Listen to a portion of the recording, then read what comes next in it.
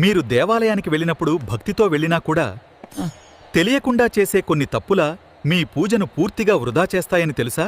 ఇవే ఆ 32 దోషాలు. చివరి వరకు తప్పక చూడండి. మనలో చాలామంది దేవుడిని నమ్ముతాం, భక్తితో దేవాలయానికి వెళ్తాం. కానీ మనకు తెలియకుండా కొన్ని అలవాట్లు పాపంగా మారుతున్నాయి. ఇవి చిన్న విషయాల్లా కనిపించినాదా శాస్త్రాల్లో ఇవిగ దోషాలుగా చెప్పబడ్డాయి.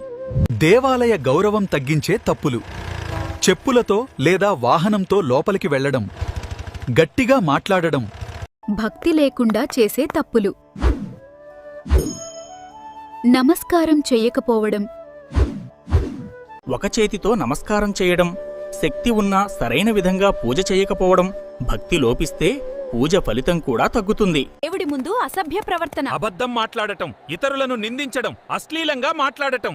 దేవుడి ముందు మన మాటలు కూడా పవిత్రంగా ఉండాలి. గుడిలో చెయ్యకూడని తప్పులు: ఆచారాలు పాటించకపోవడం, నైవేద్యం ముందు తినడం, కొత్త పండ్లు దేవుడికి సమర్చకపోవడం, మిగిలినవి దేవుడికి పెట్టడం. ముందు దేవుడికి, తరువాత మనకు. ఇదే సనాతన ధర్మం. గౌరవం లేకుండా ప్రవర్తించడం, దేవుడి ముందు కాలుచాపి కూర్చోవడం, వెనక్కి తిరిగి నిలబడటం, ఇతరులను దేవుడి ముందు ఎక్కువగా గౌరవించడం, దేవుడే మొదటి గౌరవం పొందాలి. ఇవి చిన్న తప్పులు అనిపించినా శాస్త్రాల ప్రకారం ఇవి పాపాలకు కారణమవుతాయి.